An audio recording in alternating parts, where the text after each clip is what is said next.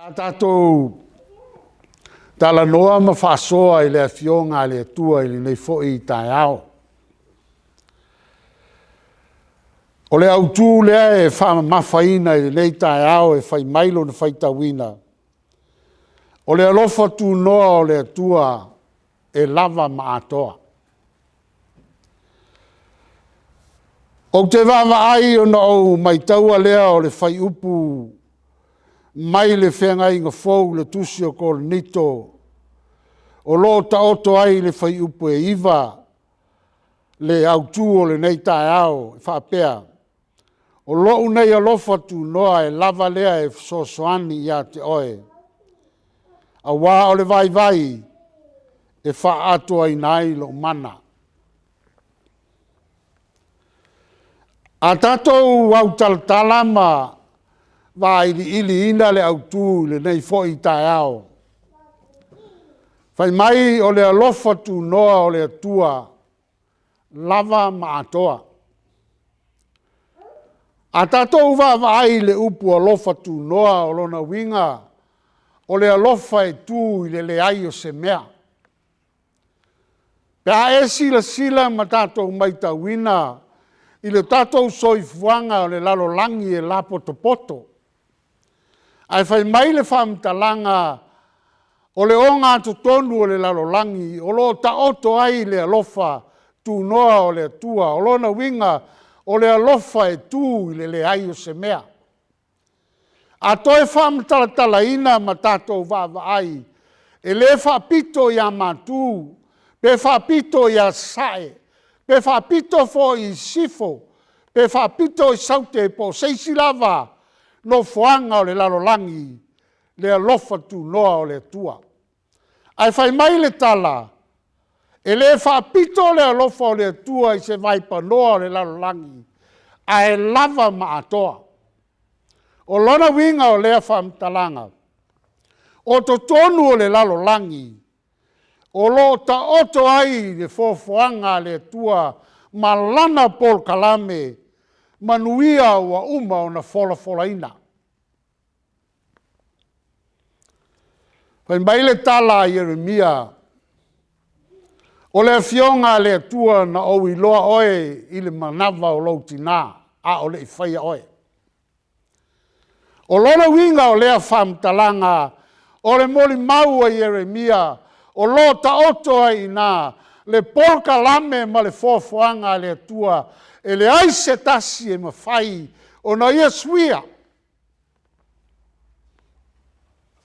Le ala au te toi wha upuina, manuia fola mai. A tātou wawai le tala le asa tātou whaitawina, mai le whengainga tuai. O le whauina e tāwita, o tāwita e le nuu o Israelu, e whai o ia matupu. Ai o le talatala ina o le soifua o tāwita, e le tau whamatala ina, e le toi pofo i se lilo i lau whafafonga, ua loa na e sila fia. Whai mai na mata o na whau e Samuelu, ina ua whanoa noa i a Saulo, o na whai mai leo le atua i a Samuelu, aua e te whanoa noa. Ai whatumu lau whangunifo, o na e alu lea o te whasino atu i a te oe, le a inga o Iese, o lo o iai le tama, e te whau uina e whai matupu.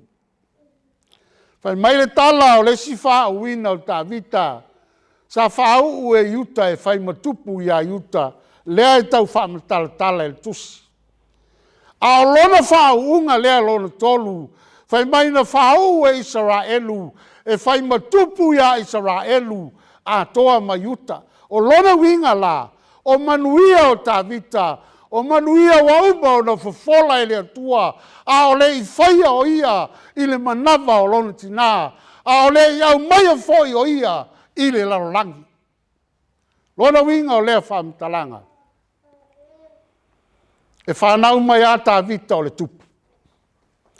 Ti ngā nga sala, ma whaia mi o e le tonu i le finangalo le atua, ma le fia iai le atua, e peo na e sila fia le tala i lona soifuanga, ai sa le ma vai ai manuia o le atua wa uma ona tu iai. Fai mai lea se whaamatalanga le whai launga, po ao tā whale tonu, o a tā ngasala, o a mea tutupu ilo tātou wola, e lema whai o na whalea o ngā ina ai. Le polo ka lambe le atua i lau soifua ma so wola. Te le anisi e whai mai, tamaleanga, le tama sale i loa,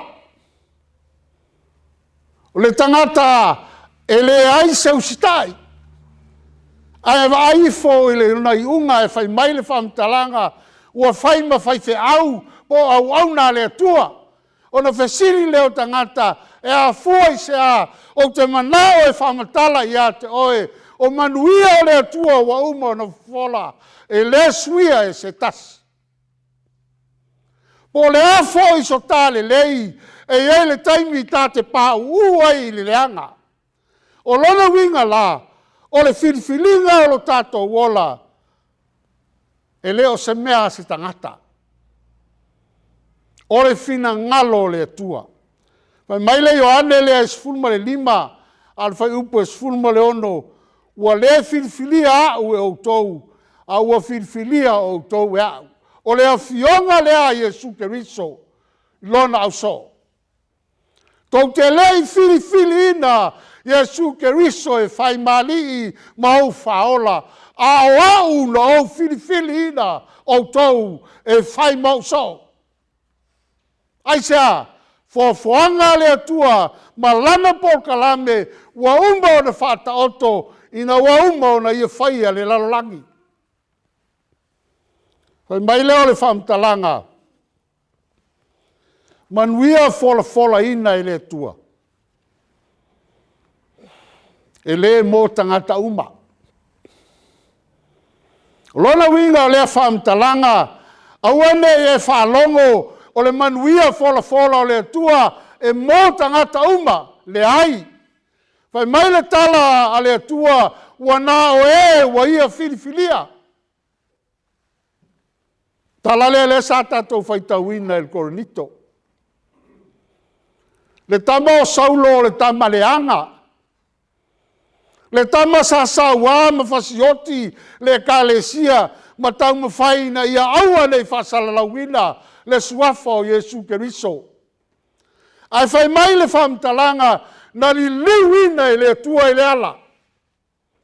O le afuanga le nao se whamtalanga, o lau soifua ma lo wola, awane e manatu i lau whale tonu, ma so leanga, ai tate wha moe i le whili no i tātou e le tua.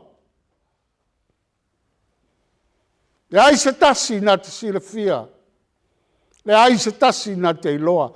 Whai mai le whamtalanga a le apostolo po o taimi o Saulo, o ai e oe. Ina ua whai mai e su, Saulo, o ei lo wa e sawa ia te au. Whai mai leo Saulo. O ai oe. O lona winga e leo i loe Jesu e le apostolo Paulo. Wa o e le taimi e fio mai ai le li e fili lana tangata e mo mia i lana fe au ma lana ngā ruenga. Whai mai leo le tala Jesu o au o Jesu wa e sawa mai ai. Tala masani. Ai o manuia le ta oto i le tusi sa tatou whaitawina. Whai mai le tusi le sa tatou whaitawina le Koronito. E te iloa Jesu. Whai mai le amatanga o le whaitawina o le tusi. Ai le te taua na o mita. Au le ao atu la upu. Whai mai le apostolo Paulo. O le ao tau atu ia te oe.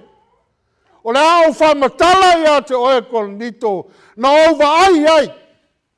O le whaalinga mai le li. Lona winga. Na iloa e Paulo Jesu Keriso. Whai mai le whamtalanga le i. O le tangata e ingoa ia Jesu Keriso. O te le iloa pe sai le tino. Pe sa le tino foi. A ua sila fia e le tua. Whai mai le whamtalanga. Na ia vaai ia Jesu.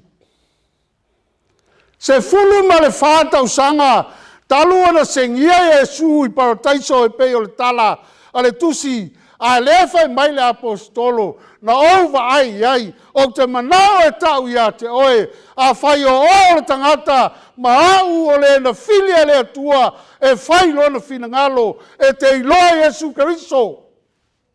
E te vaai a Yesu, I le taimi wa finangalo ai o ia. Lua, na te vaai le langi. Whai mai le tala le apostolo, Paulo nai eina.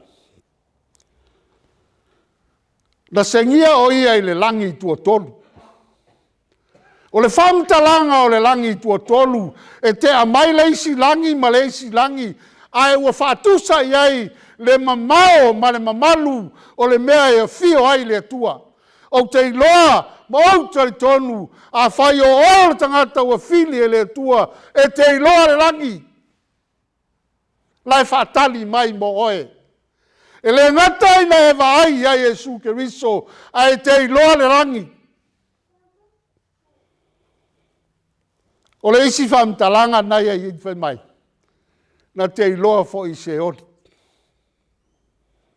O se oli nai whamatala, o nai tau whamatala I le tuspa ia, I le parataiso. Ai o le whamtalanga o le parataiso, whai mai o le nuu e o iai tangata ua feoti. E whaatali ai le toe whaatuwina mai o I latou. O I nana alu iai Yesu Keriso, ina ua maliu ma nofo ai ina I aso I tolu, se ia o I le taimi e whaatuwina ai o ia, o le parataiso. Lea sa whai ai le tala Yesu I le pangota, I lunga o le satauro, o le aso ta te wheiloa iai I le parataiso. O lona winga o le ai, ua ta pena ina e le atua e te whaatali ai, I le toe whaatuwina oe I lona mamaru. Whamatala I nisi parataiso e whea ngai male malaia po se ori. Lea sa nofo ai le mauoa ma whai mai Aperamo. Wata le la vā le vevela. Whaamole pe ma whai ona awina mai la salo tau lava le matiu o lona lima, e whaasusu se I tū I lo lau, o le a mu. Mai le tala Aperamo. Ua tātou vai man. Sa e maua mea I le lalolangi la salo sa mativa. Sa e maua ma e fia. Ai ua e whano noa I le taimili nei. Mai leo le whaamtalanga. Ua tātou vai le vanu. E te vaai a se oli ai te leo iai. Lona winga o lea whaamtalanga a whai o oe mau na filia le tua. Ma wala wina oe le tua I lona fina ngalo. Pe whai o ia mana whanau. E te iloa se oli ai te leo iai. Ai te nofo I le parataiso e whaatali le toi whaatuwina oe le tua. Se o le taimi e wala awai pe I lia le pū. Ona e alanga rea ma e vi. Lea e whamatala e kolonito I le taimi o le sitianga. A whailana iei I Aperamo I parataiso. O lona winga o I nā lai ai uma le au mali liu. Po e sa fasia e ona o le suafa o le tua I le whenga tuai. E whaatali ai le taimi o le tua e toi whaatuwina ai tātou. Whai mai le tala le apostolo Paulo. Wata le la vā. E whaatolu o no ole. E whaatolu o no ole le tua ina ia awa ese neiti ngā. O lai whai matala le au whai tuspa ia. Whai mai ai o no Paulo sa tau ai maa. Pōni ti ngā sa o ia te ia. Whai mai a nisi o Paulo ua maua I le mai o mata. Ai o lona soifua ua matua. Wa fua ai o na taune nefu lana wa ai. Ai whai mai lau le tala Yesu. Paulo. Au ai te pole. Pe te iloa mai au, pe te le iloa mai au, o lau alofa tu noa, ua lava lea e fesoasoani ia te oe. Le alofa tu noa, le e fai mai le tala, a le au tu po le tusi pa ia, ua lava ma atoa mo oe. E le ai se isi mea te toia samo iai. Le au keu siano, le au fatua tua, e le ai se isi mea e toia samo iai lo wola. Ua nao Yesu Keriso, o lo iai le atoa, o lo iai le lava i lo taso i fuanga, e le motiva i se mea i tasi ta te mana na oai. Pe a fai, e a vea i tātou mana whanau. Pe a fai tātou te talia ina, o ia e fai mani i ma whaola. Whai mai le tala le tuspa ia, o le aile nei a reto, ma inu le nei ipu, ua ia te ia le tua. Tai ao le nei, tātou te toi whaamanatu ai foi, le sauninga, na saunia e lo tātou ali i whaola, mo oe mao. Le taulanga e tasi ai lava, whai mai e su i au tau whaia, ma whaamanatu i lo ia te au, se ia o i na au toi e whio mai. Lona winga e leo se sauninga, e te whaataalo iai. E leo se sauninga e misia i lo wola, o lau tau tinonga, Yesu Keriso, na e maliu mo au. Na whasia oe, i le sātauro, na tuina lau soifua i le tunga mau, to e whatuina mai oe le tamā, ina ia tātou maua le ola e whaavavau. Mai le tala a le tāmatua. A o lo alofa tu noa, ua lava lea e sosoani a te oe. Wa lo vai vai, wha atoa ai le mana. Lona winga o lea whamtalanga, a atoa toalo malosi e te minita. A e whaianga luenga le tua i lo malosi, e whaaliali o maso, e whaaliali lo poto, e whaaliali lo tamau a inga. A whai e te vai vai, e whaailoa lo loto maulalo, le tua e, wha ngā au li tangata vai vai. Le tua e, o te lei loa o na whai lau whi au ma lau ngā ruenga. Wha ngā so whale tonu. Wha ngā so lea aunga i lau ngā ruenga ma lau whina ngalo. Ma fuanga nā le maliu o Yesu Keriso. Ina ia langa ina lo tātou i lalo. Ma langa ina i tā ua o tanu mia i leanga sala. E ia tā vāwa ai a Yesu. Ia tā ai loa le langi. Ia e vai fo i a se oti. Ono Yesu. Amen.